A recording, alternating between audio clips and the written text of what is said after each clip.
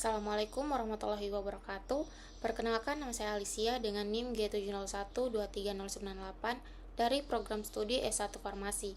Di video ini saya akan menjelaskan tentang bagaimana proses ATME dari obat natrium diklofenak berdasarkan kimia medisinal. Dalam kimia medisinal, hubungan antara struktur kimia suatu obat dengan sifat fisika kimia dan aktivitas biologisnya menjadi dasar untuk memahami bagaimana obat tersebut bekerja di dalam tubuh, termasuk melalui proses ATME atau absorpsi, distribusi, metabolisme, dan ekskresi. Pada natrium diklofenak, struktur kimianya memiliki gugus asam karboksilat, cincin aromatik, serta substituen klorin yang memberikan karakteristik sebagai asam lemah dengan nilai pKa sekitar 4. Sifat ini sangat menentukan perilaku obat dalam lingkungan biologis, terutama terkait derajat ionisasi, kelarutan, dan kemampuan menembus membran biologis. Pada tahap absorpsi, konsep pH, pKa, dan ionisasi sangat berperan. Natrium diklofenak sebagai asam lemah akan berada dalam bentuk ion-ion pada lingkungan dengan pH rendah seperti di lambung, sehingga lebih mudah berdifusi melalui membran lipid. Namun, meskipun di usus obat cenderung berada dalam bentuk terionisasi, absorpsi tetap berlangsung secara signifikan karena luas permukaan usus yang besar dan adanya mekanisme transport lain. Selain itu, bentuk natrium dari diklofenak meningkatkan kelarutan dalam air sehingga mempercepat proses disolusi obat, yang merupakan tahap awal absorpsi.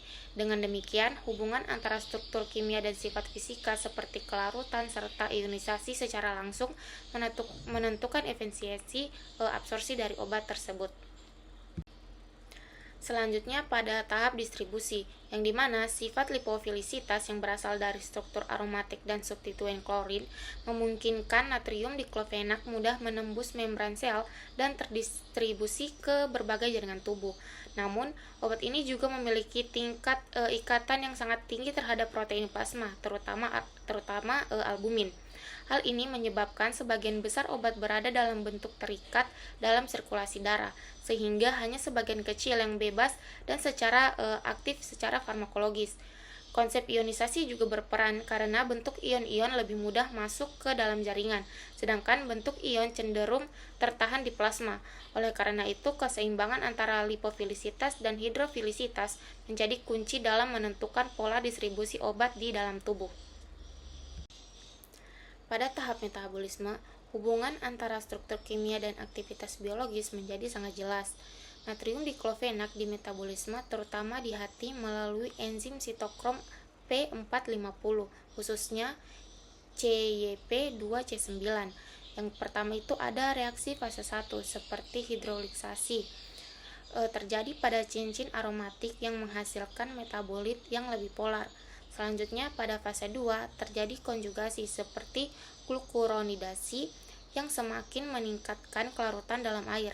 Proses ini menunjukkan bahwa struktur awal obat mempengaruhi jalur metabolisme yang akan ditempuh. Selain itu, meskipun metabolit umumnya kurang aktif, beberapa reaksi metabolisme juga dapat menghasilkan senyawa antara yang berpotensi menimbulkan efek samping. Misalnya terkait dengan stres oksidatif di hati. Dengan demikian, aspek seperti potensi redoks dan struktur molekul sangat berperan dalam keamanan obat natrium diklofenak ini. Lalu pada tahap ekskresi, sifat kimia yang telah dimodifikasi melalui metabolisme menjadi faktor utama. Metabolit natrium diklofenak yang lebih polar dan larut dalam air akan lebih mudah dieliminasi melalui ginjal dan urin, serta sebagian melalui empedu. Derajat ionisasi kembali berperan karena bentuk ion cenderung tidak mudah direabsorpsi di tubulus ginjal sehingga mempercepat eliminasi. Selain itu, tingginya ikatan protein plasma juga dapat memperlambat proses ekskresi karena hanya obat bebas yang dapat difiltrasi. Dengan demikian, struktur kimia yang awalnya menentukan sifat absorpsi dan distribusi juga secara tidak langsung mempengaruhi kecepatan dari ekskresi obat natrium diklofenak ini. Lalu, hubungan struktur dengan aktivitas biologis natrium diklofenak dapat dijelaskan melalui beberapa konsep yang penting dalam kimia medisinal yang saling berkaitan. Yang pertama itu ada prinsip Ferguson, yang dimana prinsip Ferguson ini menekankan pentingnya keseimbangan antara lipofilik dan hidrofilik, di mana natrium diklofenak harus cukup lipofilik untuk dapat menembus membran sel, tetapi juga cukup hidrofilik agar tetap dapat terdistribusi dalam cairan tubuh.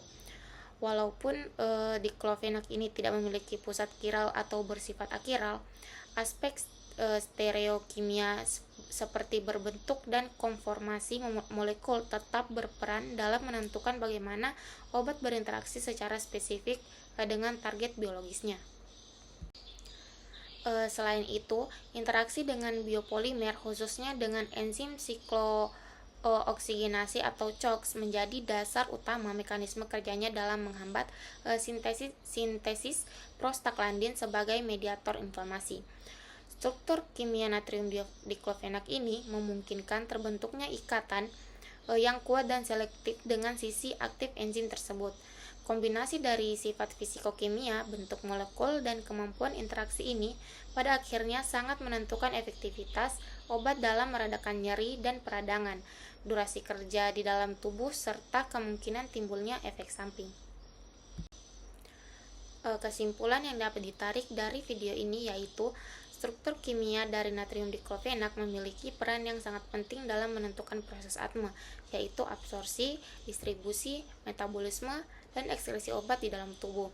Sifat-sifat fisika kimia seperti pKa, kelarutan, dan lipofilisitas sangat mempengaruhi kemampuan obat untuk larut menembus membran, terdistribusi ke jaringan, hingga di metabolisme dan dieliminasi.